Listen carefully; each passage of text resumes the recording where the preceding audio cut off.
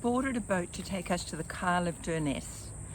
Now that's a better name. I mean, really, Dingwall and Lochbroom just aren't good enough, I commented. Here we joined a minibus tour, which was great fun, and there was another lighthouse to climb. Maybe I would go first this time to avoid having to view the dingle-dangles of my kilt-attired mate. Back to Durness and to Smoo Cave. Now that's a mystical and imaginative name to remember. Maybe associated with a fairy tale? I envisaged a Smoo to be a ghost or fairy, but eventually discovered it was a name for a hiding spot. Through the outer chamber, we entered the inner cave via a walkway to find a stunning small waterfall. These caves are unique. The outer chamber had been carved by the sea, but the inner chambers are a freshwater passage. Over time, the two have combined.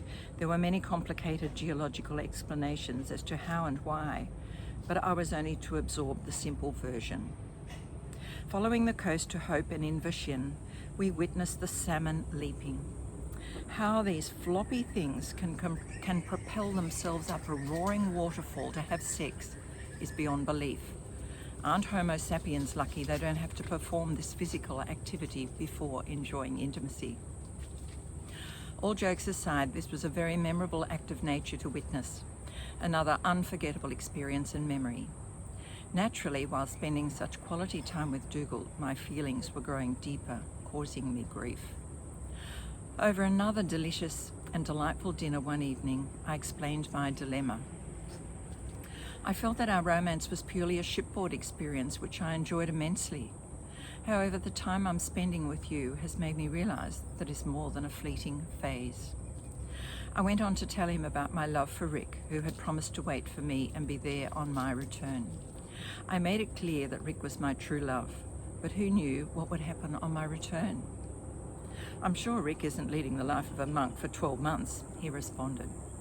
Thanks for informing me of your feelings, but let's enjoy our time and see what happens.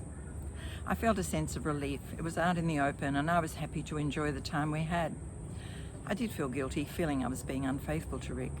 I decided to write to Rick and explain what was happening with my complicated life, but assuring him of my love. Is it possible to have two great loves in life? That was the beginning of my dilemma, because I did have deep feelings for Dougal, but I had fallen in love with Rick before I departed on this trip. So this was the love barometer starting between Scotland and far north Queensland. So it was a dilemma, but I was going to go on to have a lot more complicated and deep thoughts and challenges, but a wonderful time.